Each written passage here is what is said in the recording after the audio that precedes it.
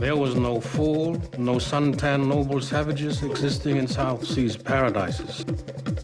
No golden age, except in Hollywood films, in the insanely romantic literature and art by outsiders about the Pacific, in the breathless sermons of our elite vampires, and in the fevered imaginations of our self-styled romantic revolutionaries.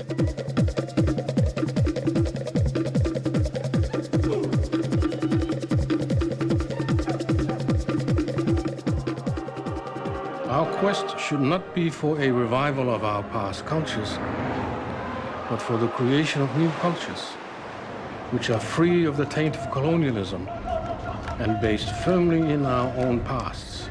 The quest should be for a new Oceania.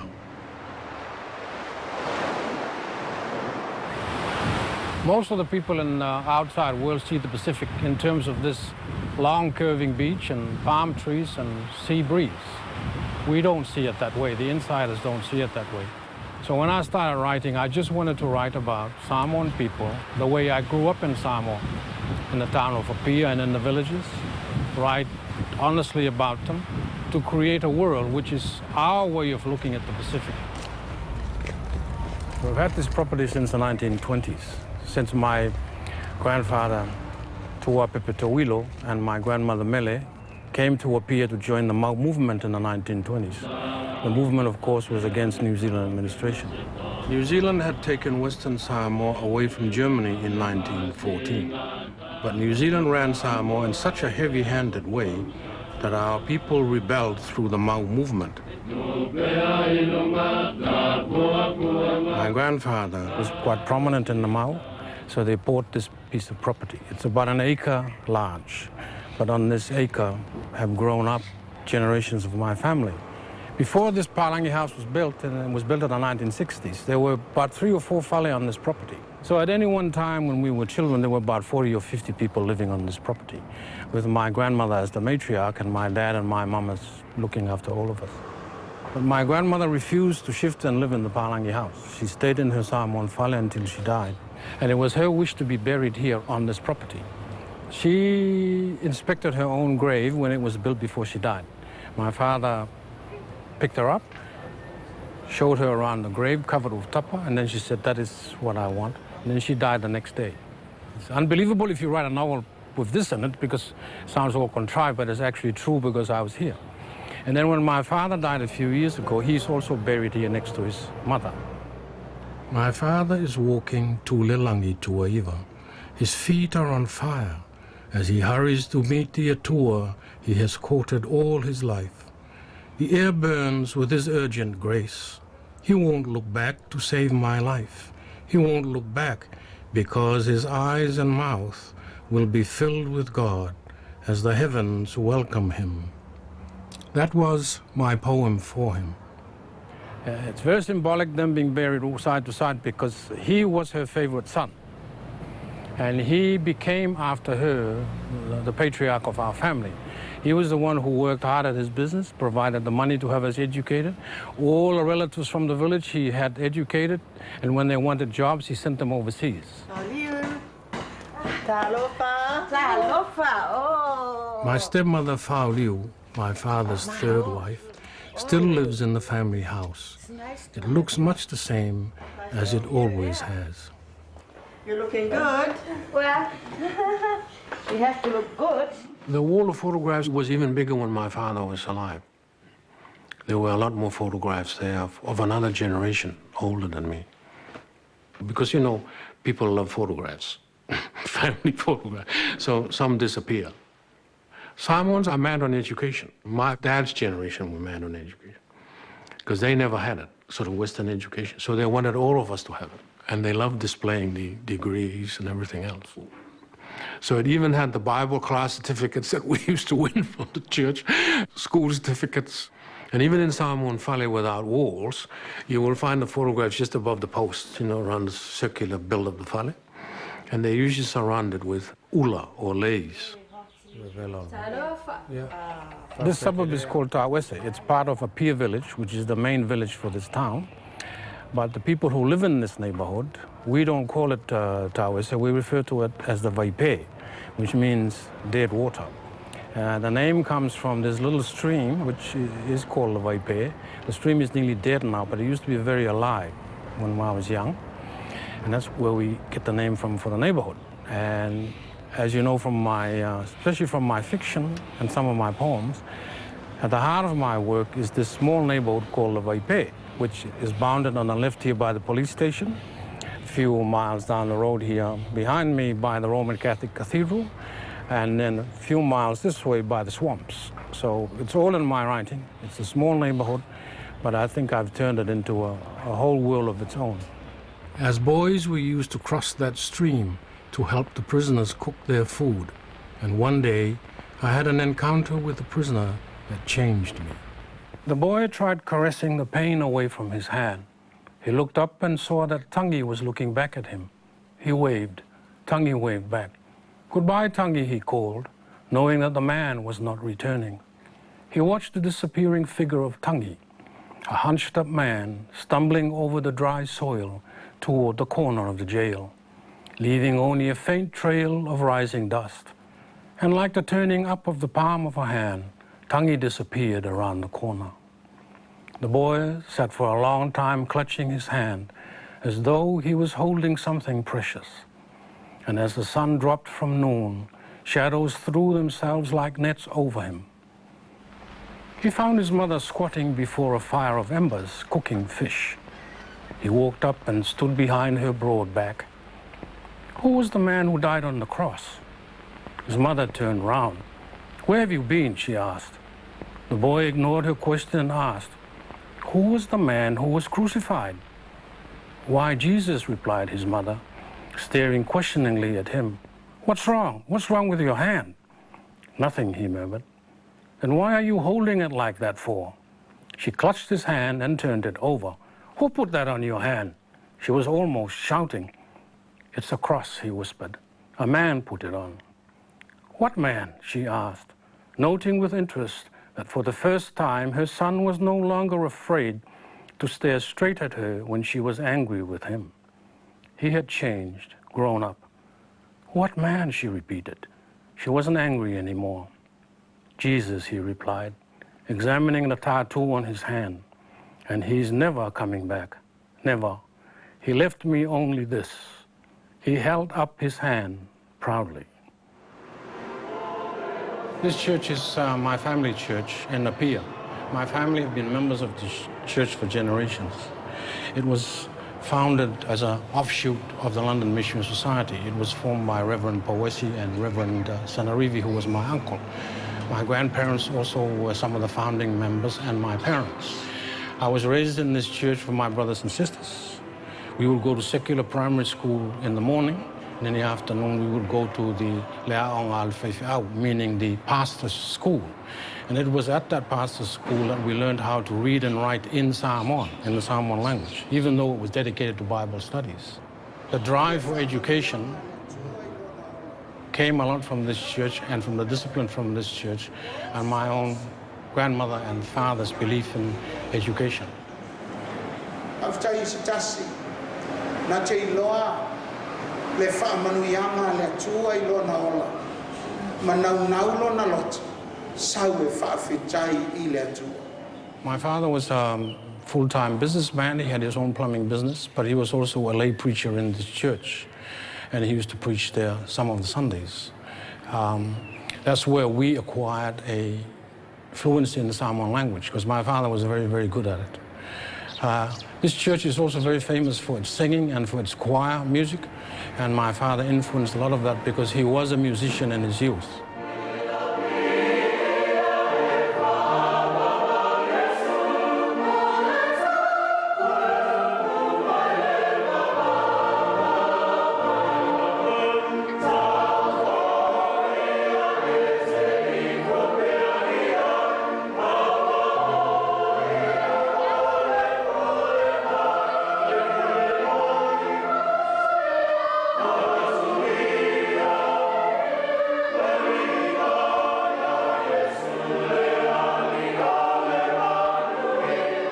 I think later on, when I sort of grew old and I observed what the churches were doing to Samoa, I became very critical of it. Because I don't believe that anything should dominate anyone's life, one institution. I think it's too dominant and too in Samoa itself, on the thinking of the people. It also becomes sometimes a burden on the people financially to support these churches. People have to contribute to the building of the churches and the support of the pastors. And sometimes I think it is too much. I came to this school in the 1940s. The primary school was then known as Leififi Intermediate School. And it was reserved for the children of the officials who were running the country at the time, which was the New Zealand administration. And we got into the school because our name is German, so we were considered European. And that's how me and my family, my brothers and sisters were able to come to the school. The New Zealand government, governing Samoa, decided to set up a scholarship scheme to use the scholarships to select young Samoans from here to send to school in New Zealand. And you had to set an exam for it. So I sent an exam for it with my older brother, Philly, and I got chosen amongst, there were 7 of us chosen to go to New Zealand at the end of 1952. I went to New Plymouth Boys High School at the beginning of '53, and that's how I went to New Zealand. We went on one of those banana boats. I can't remember whether it was the Matua or Tofu. I'd never been on one of these boats before. I'd never eaten at a parangi table in a dining room. So it was a whole new world. There were 7 of us that went on the boat. It was the worst seasickness I've ever suffered in my life. Since that seasickness, I've never been a very good sailor. It was awful. It got to the stage where I felt like throwing myself overboard to stop the motion of the ship. I was homesick for about a whole year in New Zealand. I mean, in the middle of Taranaki in this town called New Plymouth. I immediately fell in love with the mountain. Somehow I could identify with Mount Taranaki, and it's remained with me all my life as my mountain. And symbolically, Mount Taranaki, I'm closer to it than even the mountains here, except, of course, the lava fields in Savai. But Mount Taranaki became a comfort to me at boarding school. I eventually liked the sort of very regimented life in the boarding schools. This is strange to say, but if you're from a very highly structured family like here and you go into a boarding school, you're moving into another family like that, where you have elders, you have a very highly structured system, which I was against eventually, but I mean, the rules were clear, your behavior had to be this way and that, and there were things I loved, like the school library. The tragedy early in my life was the second year I was in New Zealand, my mother was brought over to New Zealand with terminal cancer, and they couldn't do anything for her in New Zealand, so while I was in the 3rd form, they brought her back and she died here. I was in New Zealand for 12 years initially. I used to come home every 3 years and spend time with my parents and relatives here. I used to look forward to it every 3 years. We were a very privileged generation, I now realize. If we were especially chosen to go away, your people, the whole of Samoa, expected great things from you, because only a few were able to go away.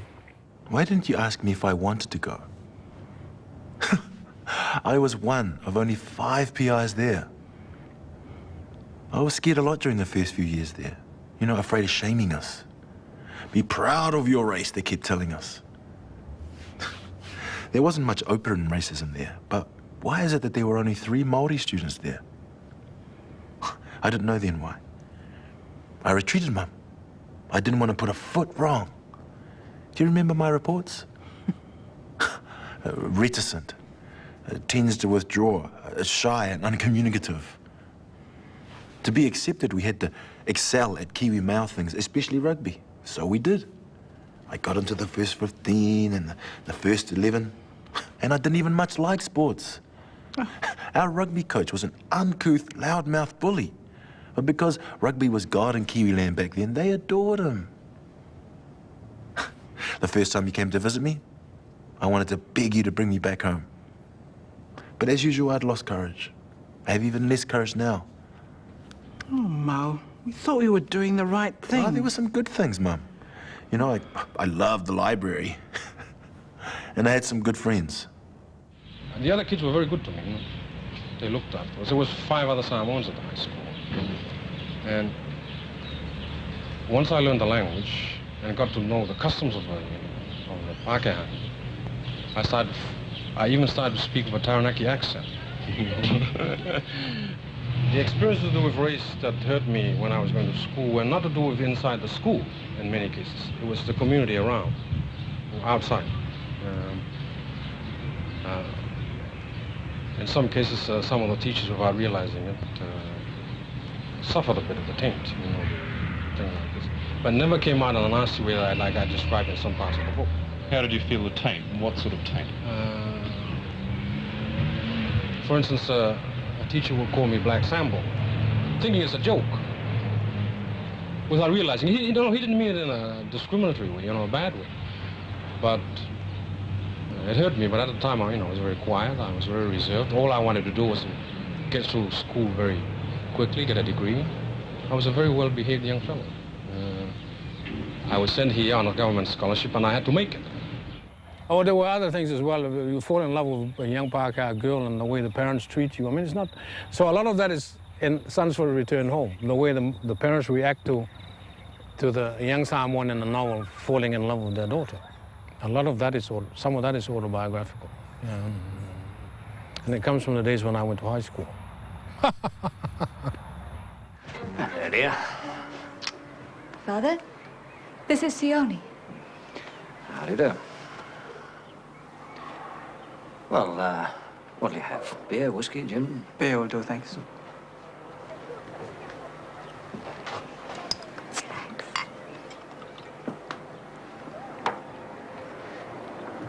Oh, here we are. Oh, grab a seat.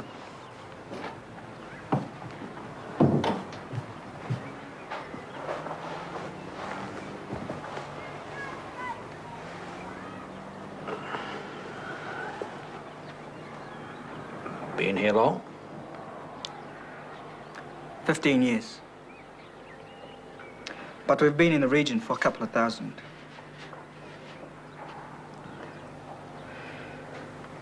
I started writing seriously at high school. I got some of my poems published there. I continued writing more seriously at training college. And then I had my first sort of story published in Landfall. And since then, I've never looked back. I've just kept writing. This story is called A Descendant of the Mountain. It is centered on the 1918 influenza epidemic, which came to Samoa on a ship from New Zealand. The epidemic killed at least 2/5 of the Samoan population. The influenza epidemic squatted like a speckled hen hatching her brood of death over the district of Whalefanua that lay spread-eagled beneath the impersonal mountain. The epidemic had crawled over the mountain range from the western side of the island after flying across the Pacific in a sailing ship, lodged in the throats of white sailors who spewed it out on reaching the shore. Now it was free under a sun that hung from the copper sky like a judge, a sun that cast a harsh spell of light over the mountain range, the village, the trees, the beach, and the sea. In the whale, sitting cross-legged like a statue, Maunga, high chief of the district, drank the wailing and chanting of the mourners as he stared at the body of his wife, stretched out in the middle of the pebble floor, covered with fine mats. Flies swirled round the face of the dead woman. Maunga broke from the spell at the shrill sound of the song of a bird. Then the pain was there again, snaking its way from the core of his belly to fill his mouth and brim over from his eyes. He looked out. A troop of mourners, now a daily sight, trailed past on the road bearing a long bundle and heading surely for the graveyard. Soon they too would have to follow that road with the body of his wife. Maunga shuddered. First his eldest son, heir to his name, had died. Then one of his daughters. Now it was his wife. It is God's will, he whispered. For a moment in the stifling heat, he grew cold like a knife blade, and he stood up and hurried out of the whale, stopping the funeral while everyone watched him disappear over the road into the trees. Hidden by the banana trees, he sat down muttering, "It's God's will, it's God's will," as if he was attempting to persuade himself that it was so. When I came to university in Wellington, I'd already spent 2 years at training college, and I was already wanting to be a writer. I spent most of my time writing. I was also working very early on the big novel, Leaves of the Banyan Tree. People think it was the third novel, but in actual fact, I started that novel before I even wrote Sons for a Return Home and Paul Lewley. But it's such a big novel, I kept writing it over the years while I wrote the other ones and got those published. I'd read Baxter's work and really loved it. He was at the time working in school publications here in Wellington. And I was in the literary society at the university. And it was one evening he came to talk to the group and read his poetry. And lo and behold, at the end of the, before he sat down, he said, "Could I see Albert Wendt, please?" And I'd never met him before. So we had a long talk after his reading. And then he invited me to come to his office at school publications. So I did, and then we went and had coffee. In those days, he was off the booze, so he had already converted to Catholicism. So once a week or twice a week, I would go and we would go and have lunch, or we would go to the pub and I would drink alcohol and he would drink Coca-Cola. He was the first person I've ever met who fulfilled this romantic idea I have of poets. You sit him down and start drinking coffee and he would start talking, and it was always about other poets, ideas, other books, and he used to see some of my early work and help me with it. I got to know Baxter, but I also got to know Alistair Campbell, Morris Shadbolt, and a whole group of them who were living in Wellington. And I became very good friends with Morris. And he got a contract from National Geographic to do a story on Samoan independence. So he came with me to Samoa and stayed in my home. And he covered the story in 1962. There was a time of huge expectations, you know, we had fought for our independence since the early 1900s. I was tended to be very judgmental at the time. And for 10 years, the euphoria was marvelous for independence. And then you began to see the betrayal of the principles of independence and the ideals of independence. But then who am I to judge? I mean, you see it around countries. They fight for something, you get a government in, and eventually they love the power more than ruling the people justly. So you have to replace them again. I mean, it's an old story, and it's more painful when you see it happening in your own country.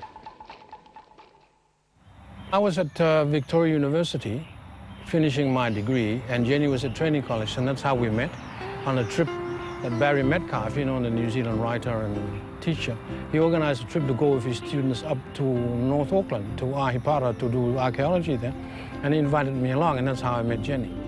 He was finishing some master's papers, and he was actually recovering from a from a broken engagement, and the lecturer at the Teachers College, Barry Metcalfe, knew this and thought that a trip out of town might do Al good. And I was apparently part of part of what did Al good. And then we got married in about, was it 1964? And after I finished my studies in Wellington, we went to Samoa. And our 3 children were born there and raised there. We wanted to do that. This poem is called For Sina. I wrote it when my daughter Sina was very, very young. My daughter has been playing all morning in the street of flamboyant trees. Now she is asleep, blood hot with sun like hibiscus. Skin, smooth, palm milk exudes serenity of sleep. She will wake in whispers, the evening cool in the mirror above her bed, cool in petals of orchids in the vase, and breathe the scent of the falling sky. Michael was the baby of the family, and I loved the way he played with lizards. My son isn't afraid of lizards. He catches the fat mo'o in our house, caresses the fear out of them, and releases them into the garden. I've never told him our ancestors believed lizards were gods. I think I was more amused with the fact that if you trapped them in their tail, came off, it would regenerate and things like that, you know, and just that aspect of it. And it was when I read that, you know, later on that, you know, I realised the significance of, you know, of the mo'o and the position in Samoan sort of mythology. We didn't want our kids later on in their lives to turn around and accuse us of all sorts of things, like saying, you did not bring us up in Samoa. You had denied us that. One of the things that I consciously decided was that it was very important for them to identify with Samoa and grow up, you know, knowing and understanding that they were Samoan first and foremost. Some of my friends, I felt that I had put my cultural background in the background, if you like, and that might not have been an appropriate thing to do, but I wanted the children to feel secure in who they were and to have, to feel confident in their identity. I knew it was going to be difficult adjusting back to Samoa because there were very few of us married to Palangi. But when we got to Samoa and my aunts and my father accepted Jenny, it was fine. I think it was fine. And then more other Samoans got married to Palangi and came home, so it was easier. There was a community of us. I mean, it's difficult in any culture. If you marry someone from another culture and you go back and try and live in that culture, if the culture is not very cosmopolitan, it's difficult. Because no matter what our people say, Samoans say, we are very arrogant about being a separate group. There were certainly pressures on Al, perhaps more than I realised initially when we went back. I mean, I was just sort of open-mouthed and taking everything in, trying to learn some Samoan language along the way. And he was going off to Samoa College to teach every day. I taught history, English, and lots of other subjects. I love teaching here because the students were exceptional. We chose the brightest students from around the country every year, so they were way ahead of most of the other students in the country.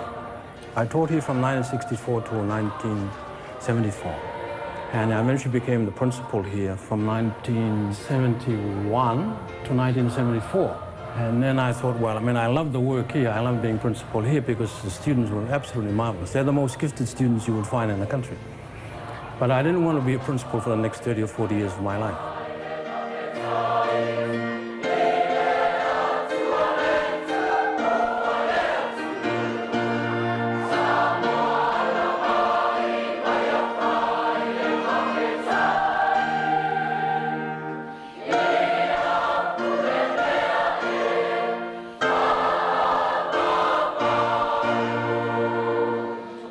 It's 20-something years since I was principal here, and yet my heart is still here at this school. It's one of the happiest times of my life. I was a young teacher back from New Zealand with my family, and my 3 children used to come and stay in the hostel here with the hostel students. We used to live in the principal's house there, so my 3 young kids used to come and spend most of their time here at the hostel. Because we lived in the principal's house right on the sort of school campus, and the hostel was just down the road. It was like our extended family. We could wander around, and the students used to come and babysit us, and we'd be, the school was sort of our playground. I remember, going and watch Dad teaching or in assemblies and things like that. Again, very much like Papa, my grandfather, very strong sort of figure, and yeah. But Samoa College, the years we lived at Samoa College were really fun. In 1975, I wrote an essay titled Towards a New Oceania, a very influential essay in which he talks about Pacific cultures, issues to do with authenticity, and basically in that essay he challenges earlier representations of Pacific cultures by outsiders, particularly novelists and historians, and he challenges Pacific Islanders to take charge of their own images, of their own representations, and rather than say continue to look back to the past as that golden age when everything was wonderful, to look forward, to not be afraid to create new cultures, and to recognize that the only authentic culture is the one that we're living in right now. And that was really revolutionary. No culture is perfect or sacred even today. Individual dissent is essential to the healthy survival, development, and sanity of any nation. Without it, our cultures will drown in self-love. I can think back of the time when he was here. He came back and he was teaching school, and he was the principal at Samoa College, but also very much involved and active and very interested and concerned about the political developments of this country. He was very close to a certain person who eventually became a prime minister, and over the years. But because of our involvement or interest in politics, it came out that we didn't see things the same way. And I recall saying on occasion when, through that differences of opinion, I said to him, you really don't belong here. You've got a talent that's going to be wasted because, the nature of the development of the country and its politics is going to eat you up. Life in Samoa today has always raised some difficult questions for me, but that stimulates me to write fiction. For me, there's very little difference between autobiography and fiction. I've always believed that. So now if you see a collection of my short stories, you will find that some of the short stories are what you would call totally autobiographical, because I don't believe there is a clear line between the two types of writing. Sons for the Return Home is autobiographical to a large extent in the sense that the novel, the main character in it goes to Victoria University, and the opening of the novel shows him in the student cafeteria, looking out at Wellington Harbour and then meeting this girl who becomes the other main character in the novel. It's autobiographical in the sense that it describes the Samoan community as it was in Wellington at the time that I wrote the book.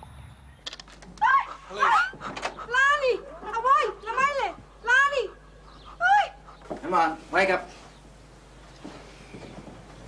I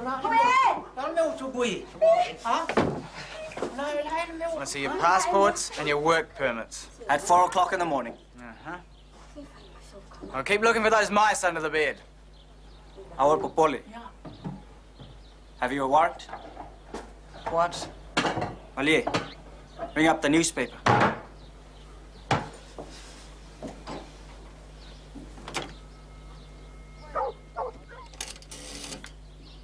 We have our rights, despite our color.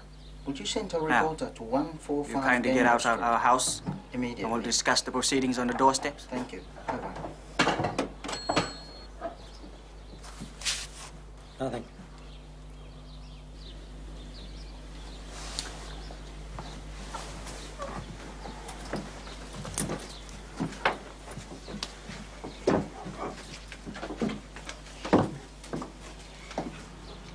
Now, what do you want?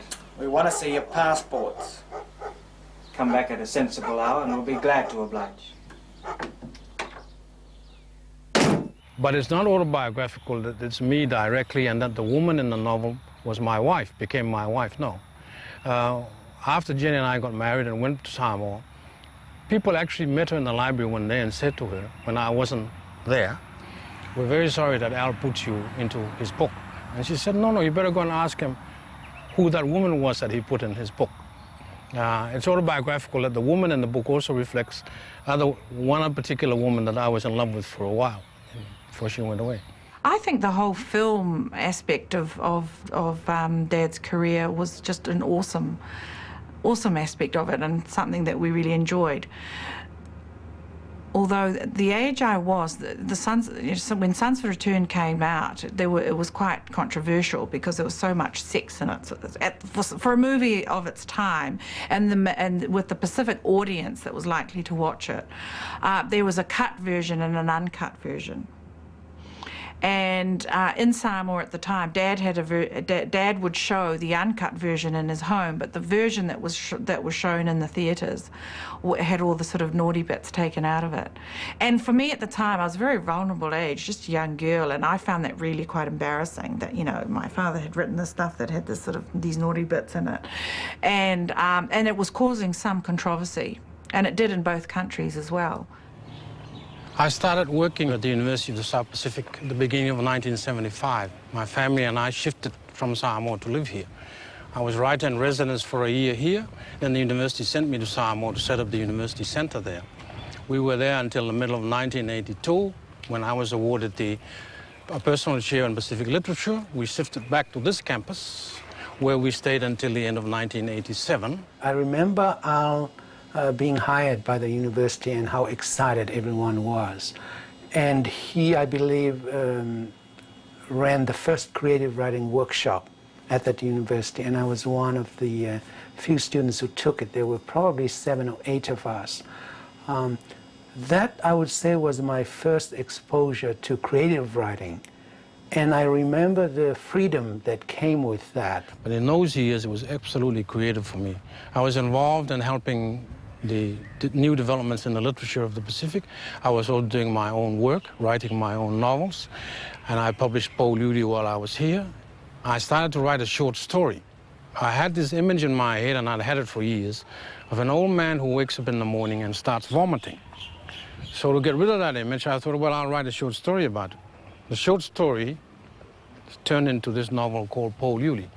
Early on a drizzly Saturday morning, Faleasa Sovai, the 76-year-old titled head of the Ainga Faleasa, faithful husband of a devoted Felefele, stern but generous father of 7 sons and 5 obedient daughters, and the most respected Ali in the village of Malailua, woke with a strange bitter taste in his mouth to find, as he looked out to the rain in his village, and then at his wife snoring softly beside him in the mosquito net, and the rest of his Ainga, about 60 bodies wrapped in sleeping sheets, who filled the spacious fale, that everything and everybody that he was used to and had enjoyed, and that till then had given meaning to his existence, now filled him with an almost unbearable feeling of revulsion.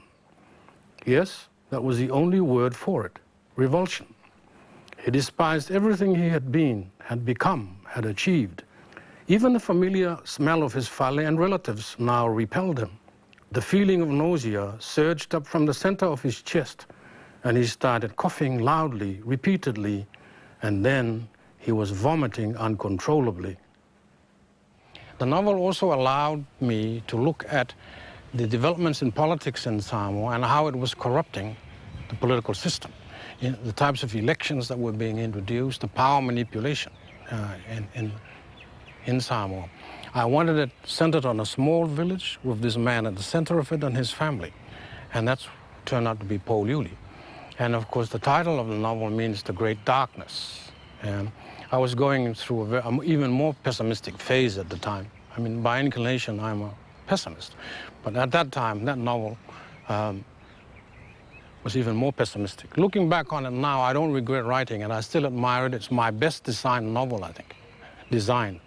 Everything ties up neatly, everything works out at the end of the novel. And I'm still very fond of it. But I don't know whether I'll be able to write a darker novel than that. Still, darkness is a theme I keep coming back to. The first time I ever saw lava, I think I was about 10 or 11. But when I saw this black material stretching out to eternity, I thought it was the most remarkable thing I had ever seen. And even to this day, lava still exists in my work and keeps reappearing. I think it's also related to the exploration that I've made of the concept of Po Luli, or the great darkness, out of which we all came and into which we will all go. So it is both a destructive force, but also a very creative and very mysterious and spiritual force. And lava could attract people who are attracted to desolate places. There's an element of that in it. But I'm attracted to it because it is the beginning and probably the end of the world. But if the end of the world means turning into lava, that's not the end of it, because lava decays into very rich and fertile soil, and out of which new plants grow. As you can see on this lava field, life is coming back again. This is an extract from the novella Flying Fox and the Freedom Tree. And the person speaking in this passage is Tangata, the dwarf and the outsider in the novella. And this is how he sees lava. This world that people believe they want so much is only true in the movies. Because people make the movies. You get me? Okay. Have you seen the lava fields in Hawaii? I went there. You travel for miles, through villages, and so many places where people have ruined the beauty. And then it is there. You feel you're right in it at last. Get me? Like where the peace lies. Where all the dirty little places and lies and monuments we make to ourselves mean nothing. Because lava can be nothing else but lava. You get me?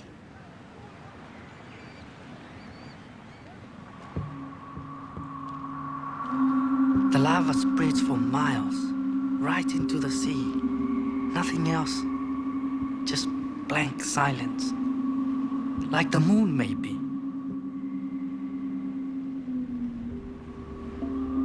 You remember that movie us guys saw years ago? Well, it looks like that. Like the moon surface on that movie. A flood of lava everywhere. But in some places, you see small plants growing through the cracks in the lava. Like funny stories breaking through your stony mind. Get me? I did not want to leave the lava fields. But then you cannot stay there forever because you will die of thirst and hunger if you stay. There was no water, no food, just lava. All is lava. I feel like I have been searching for this all my miserable life.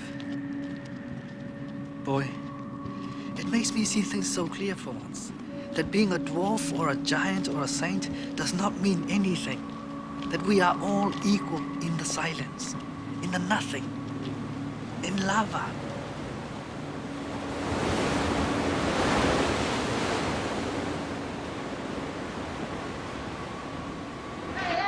The first coup in Fiji in '87 was quite frightening for all of us living on this campus. It was frightening for everyone in Fiji.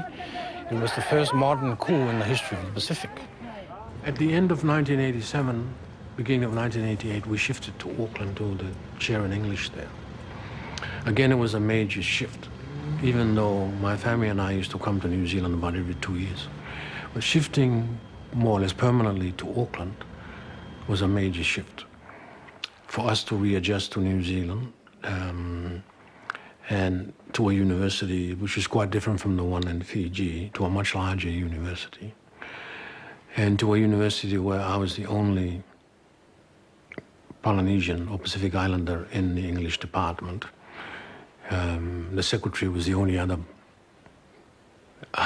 Pacific person. And then it became a big challenge to help change the courses being taught. The end of our marriage was as much of a shock to me in some ways as it was to Al.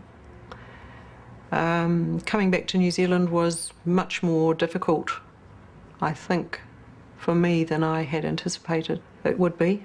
I found myself, instead of sort of following him around, although it hadn't ever been quite as bald as that, and finding a job or doing something that fitted in with what his current employment. We were going to be here indefinitely, and I realised that there were opportunities for me to do something. And when I got a job at the then Department of Education, it kind of spelled the beginning of the end, if you like. It's taken me quite a while to come to terms with it. I mean, you can't just sort of take 26 years of your life and sort of put it to the corner. And the example I will use is, you know how you accumulate family photo albums, right? And it becomes part of your relationship. And when it comes to the breaking of the marriage, and then a certain person in the relationship wants the photographs, and I say, how can you? I felt like sort of taking the photographs and cutting them in half. You see, this is exactly what I'm trying to use to illustrate when you sort of a breakup in a marriage happens. Tonight, Mele gave me a photo of my grandson for my desk at work. It was taken at his Aonga Samoa. Smileless, he gazes back at me with my father's penetrating eyes, prominent Wendt forehead under a curly tangle of black hair, on his blue sweatshirt in gold, international collection. He'll be 3 in January. My father's 86 and can't walk anymore. I sent him a wheelchair a few months ago. Soon I must take his great-grandson to visit him in the Waipe. He also leivi, for te ha to see his future reflection, for my father to meet the child that he was. One of my greatest pleasures is teaching the creative writing class I share with Witi Ihimaera. We'll start off with the poems that you guys wrote first, and then if we have time, we'll look at the poems that are in this handout. The great thing about Al as a teacher is that he mentors students. You know, a lot of people, our line of work, will of course support students, but Al actually gets in behind them and in front of them and pulls them through. I started writing this poem about walking, and it turned out to be a poem about my granddaughter Isabella, who cleans my house. After school, she walks gently through Ponsonby in her blue sports shoes under a blueless sky. The rain won't fall. She's going to clean her grandfather's house. Afterwards, she'll practice her saxophone. Tonight, she'll dream in blue. And the title of the poem is Bella Blue. It looks good to me, the title. He had a great dream to create the Pacific and Polynesian text. And he still has that dream. And he made that dream my dream. So over the years, what has happened is that we have become the purveyors of the international indigenous text, of which Al is our primary example and mentor. It's great to have one of our fathers of the arts here with us. He's going to watch the show today and give you notes afterwards. Just joking. It's a great privilege for us to be allowed by your company to come and do some filming with you here, as an example of the fantastic explosion in Maori and Pacific Island art in this country over the last 15, 20 years. And your company's one of the leading forces in it.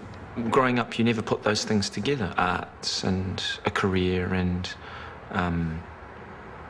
brown skin, I suppose. And to have someone like Albert Wendt breaking all of those traditions and those stereotypes and doing it in an academic way, but also in an artistic way, really got the attention of not only the Pacific Island young people aspiring to be artists, but I think for the older generation also, which is really important.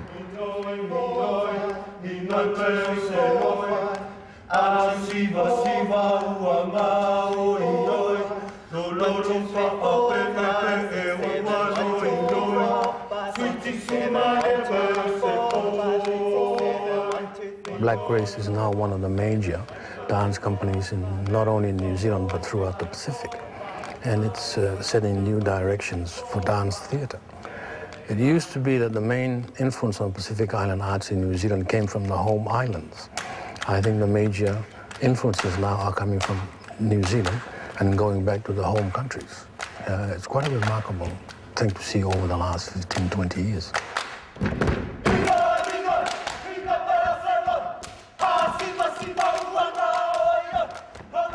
I remembered things from my childhood, things that I enjoyed, and I remembered a song or a little nursery rhyme that my mum used to sing to me, which is called Minoi Minoi, and it's about ants and things. And then I remembered something else from around that same time, which was the Sesame Street program, and they had this wonderful counting song in it. And I wanted to kind of discuss a collision of identity, I suppose, and cultural movement. And I was just playing with this idea. So what I did was I took traditional Samoan whataupati or slap dancing, and I took some contemporary ideas based on rhythm and started breaking them to pieces and deconstructing them and then putting them back together.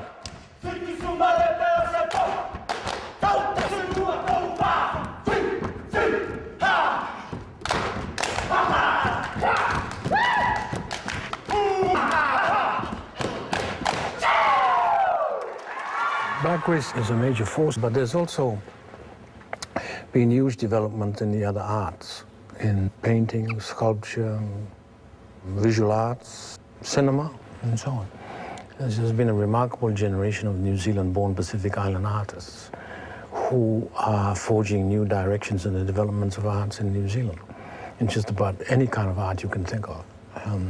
Black Grace happens to do it in theater and dance, but there are others. And we now have a very innovative tradition even in rap music, in rap from America, and any other art form you can think of. Our young people are just taking those and indigenizing them.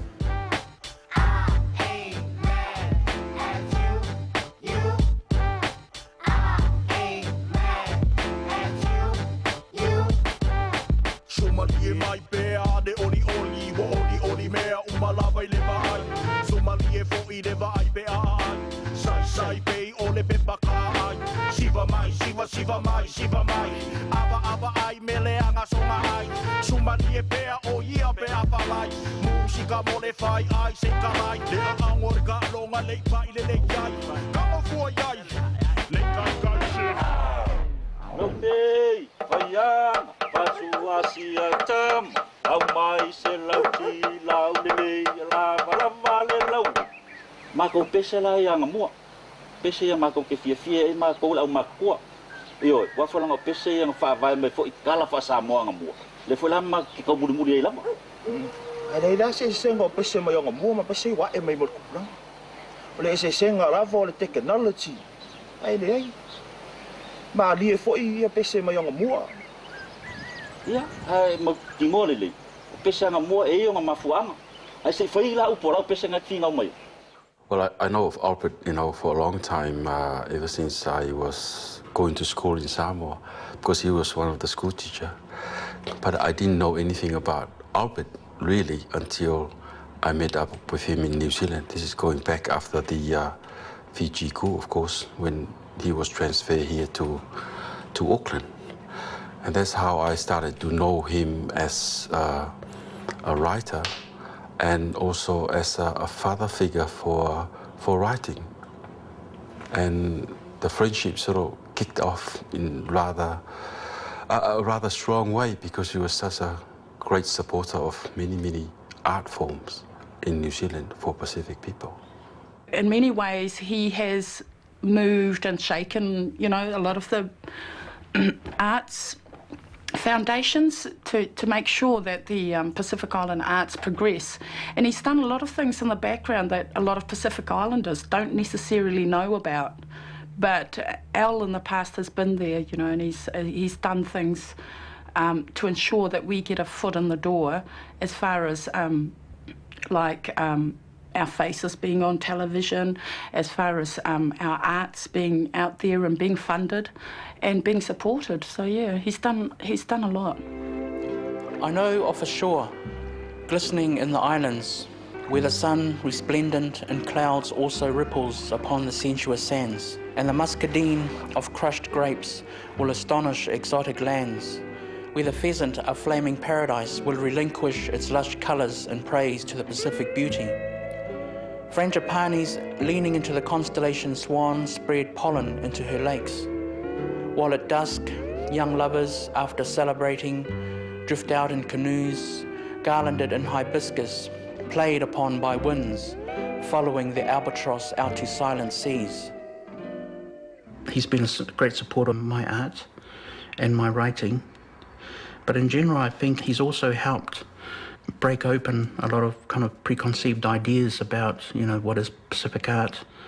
And I think Pacific art has managed to kind of grow itself on the soil here into something that really matters, to this country, something that will grow and become immersed into all the other different ways of knowing and different ways of seeing. We've all had difficulties, and Al, and in particular, has had difficulties. For instance, he's still the only Samoan professor of English in New Zealand, let alone the world. So he's lived a very, very lonely and isolated position, and has tried to ensure that within the hierarchy of power, that Polynesia has a say. He's become very, very accomplished at doing that, The whale, for instance, at Auckland University is one of those great achievements that one can attribute in just about every respect to Al's vision and to Al's expectations of the university living in the largest Polynesian city in the world.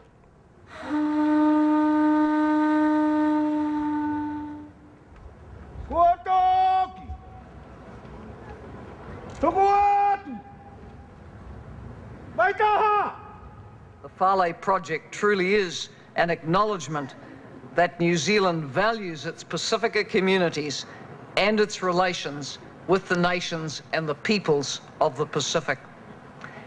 It is now a great pleasure for me to move to declare this Whale Pacifica complex officially open.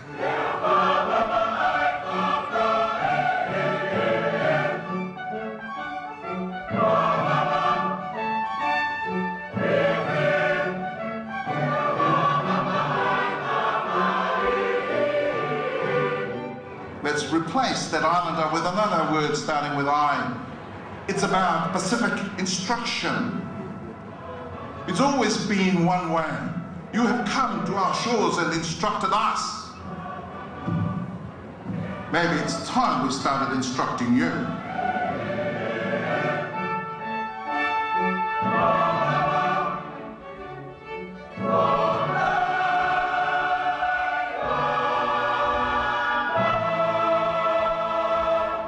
I was at training college with Selwyn Muru and other Maori artists who are now very well known as artists.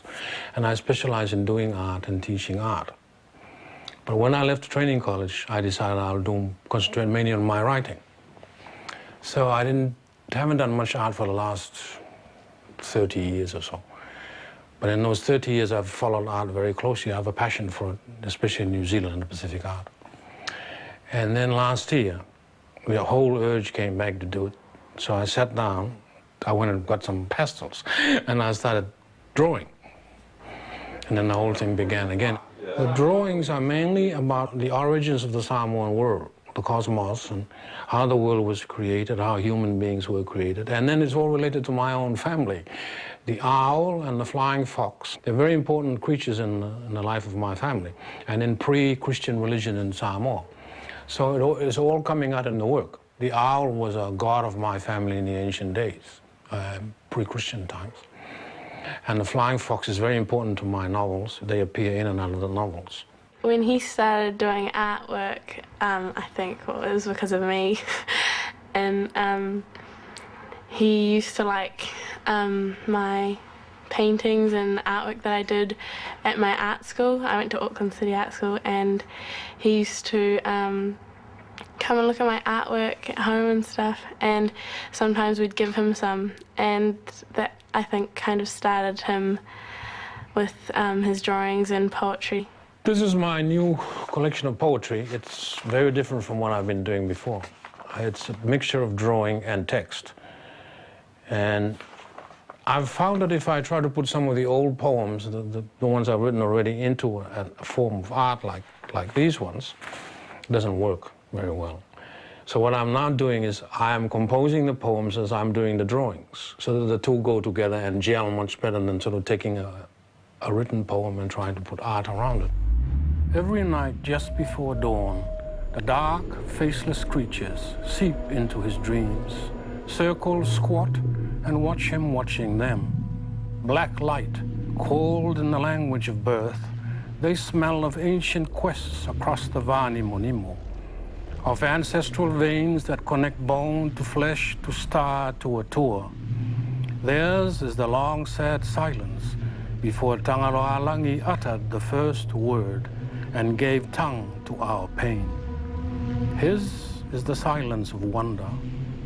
As dawn dances across Ponsonby and winter, he wakes to his creatures waving goodbye without hands. For some years now, Reina Faitiri and I have been sharing our lives. Al is a very complex person, both as a person and as an artist. And I feel that my path is made doubly more difficult because I'm not we don't share a family together, so I have to be aware of his family. I also have to be aware that he has certain responsibilities to his community. But Al is also very supportive of me, and I appreciate that. He supports me as a Māori and as a woman and as an academic and a teacher, and I appreciate that. So we give each other lots of support and probably a lot of hassles as well, but that's part of it. I've always got lots of projects in development. I'm working on a feature film script, and my novel The Mango's Kiss has just been published, which I started over 20 years ago. I had a very ambitious plan for it. It was going to cover about 99 years based on the personality of my grandmother. So the novel stretches from the 1860s, and I was hoping it would go to the 1967. But the novel got bigger and bigger and bigger and bigger, so I stopped it in 1924. Would Albert Wendt please come forward? I, Tim Beaglehold, Chancellor, now confer on Albert Wendt the degree of Doctor of Literature honoris causa.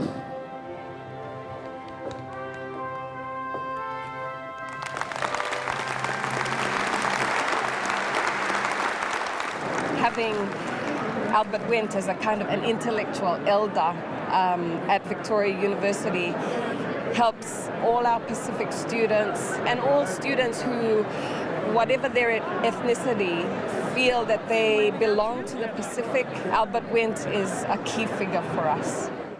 Samoa has always been my spiritual home, but I didn't realize what was happening in New Zealand. As I grew up in New Zealand, I have more close Pākehā friends and Maori friends than I have here in Samoa now. So New Zealand, over the years, without me realizing, it became my home as well. So for me now, when I'm in New Zealand, Samoa is an extension of my home.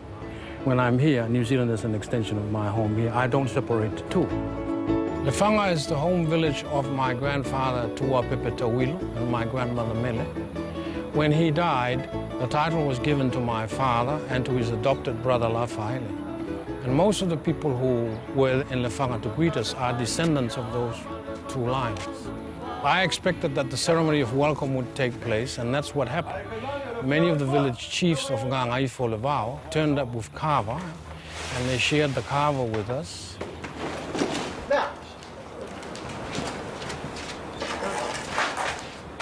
And then we had all the speech making, and then we reciprocated by giving them a sum of money instead of goods and food and all of that. The unexpected part of the welcome out of Lefanga was when my family had decided prior to our arrival that they were going to confer the title Whaumuina on me. The title is a family title, and they had decided without my knowing they wanted to do this. That second kava ceremony, or the drinking of the kava, is known as Tapaoleipu, which means they are now going to give me the title Whaumuina. It's the preliminary ceremony.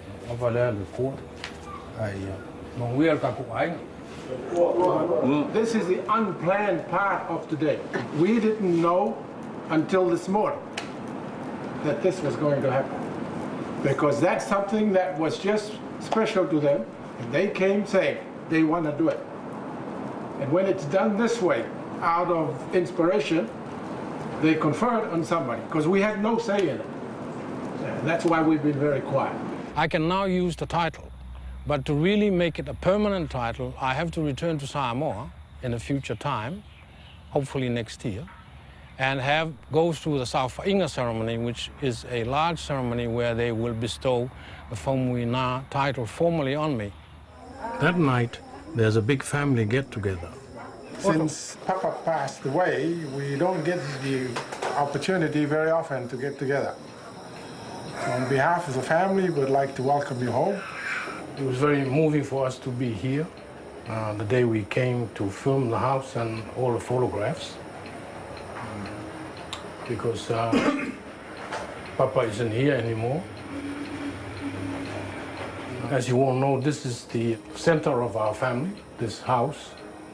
And even this meal this evening is just a repetition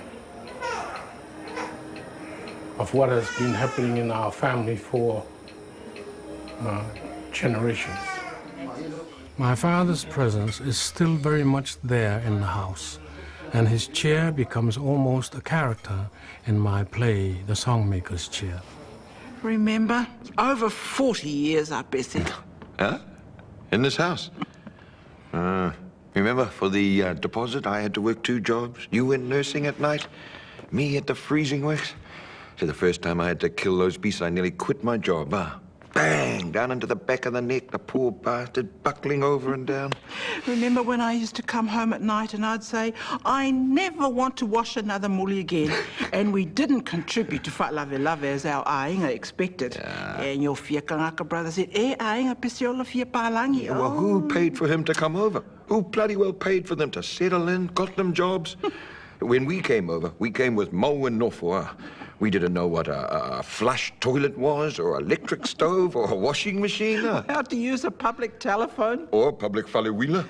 The image that I had in my head for years of my dad, this is before television, would sit in that chair, and he used to have a large radio, and he would switch the radio on in the evening after family prayers.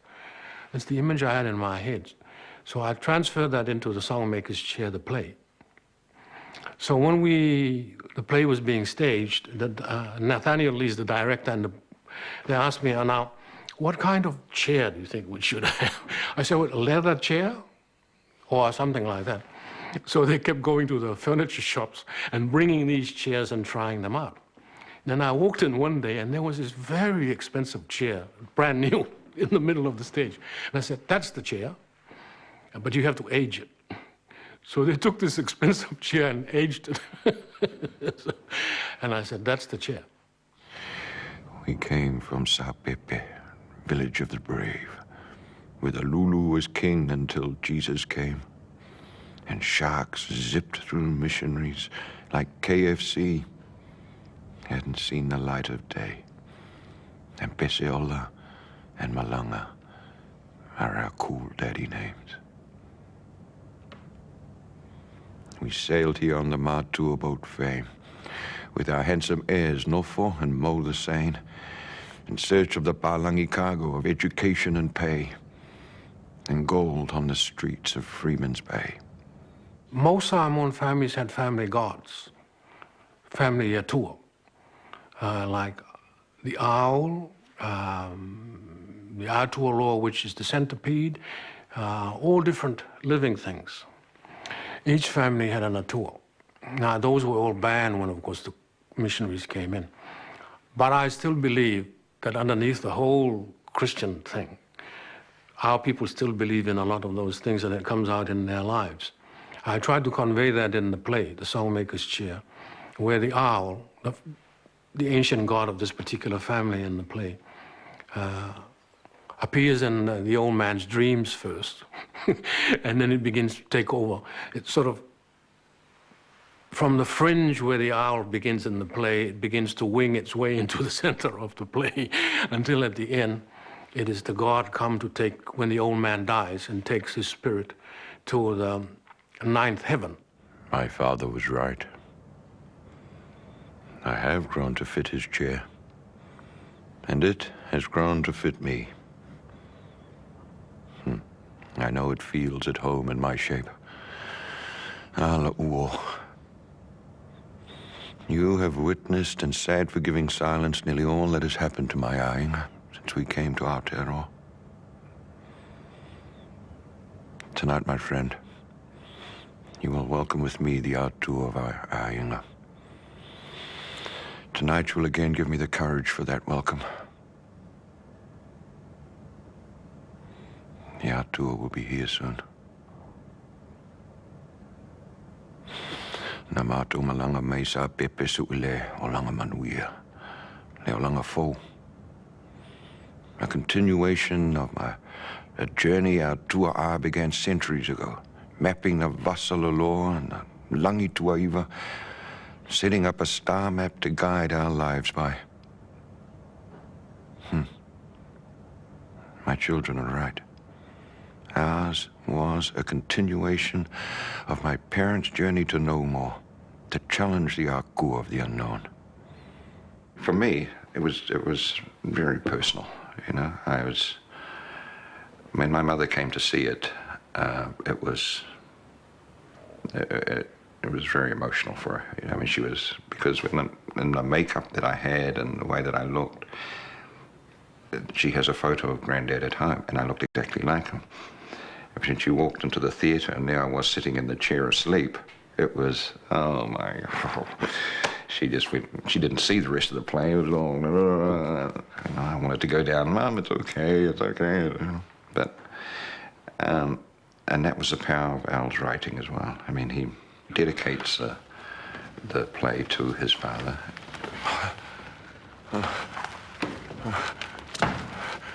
Malanga.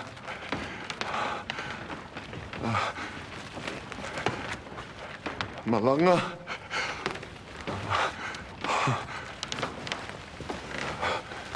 Oh, where?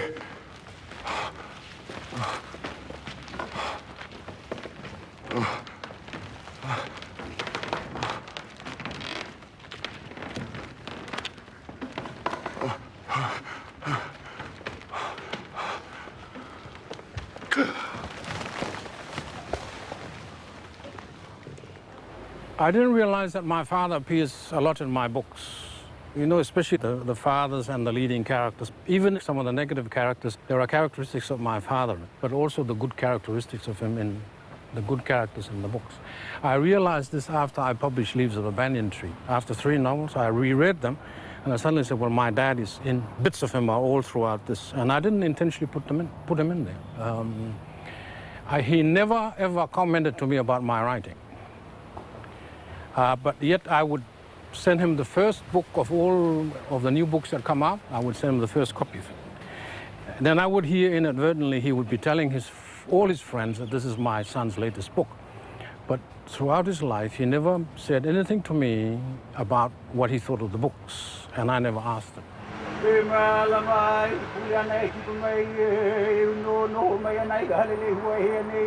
I've always had many links with the indigenous community of Hawaii. And so I was delighted when the university offered me an honorary position there for 2 years.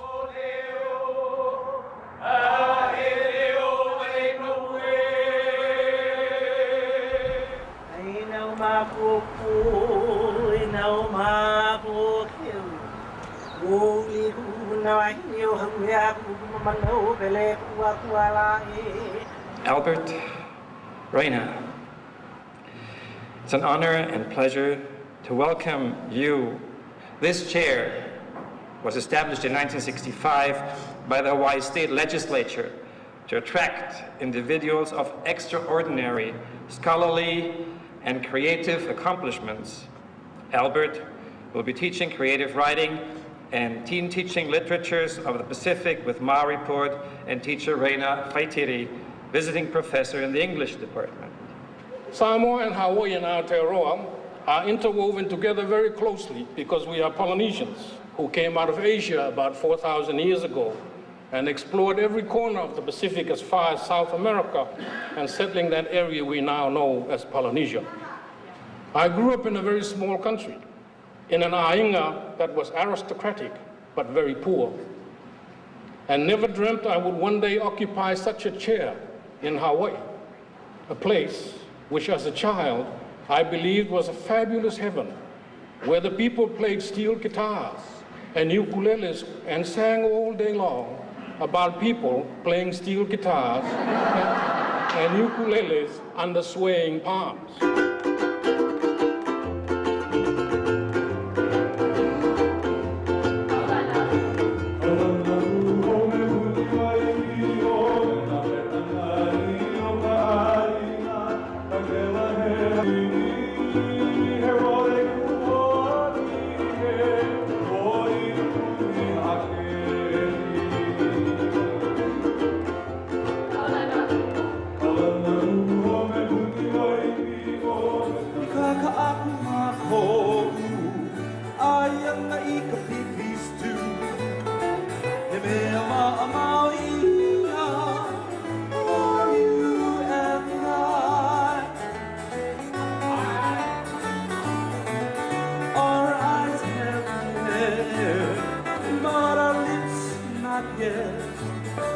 Malama on the cookie.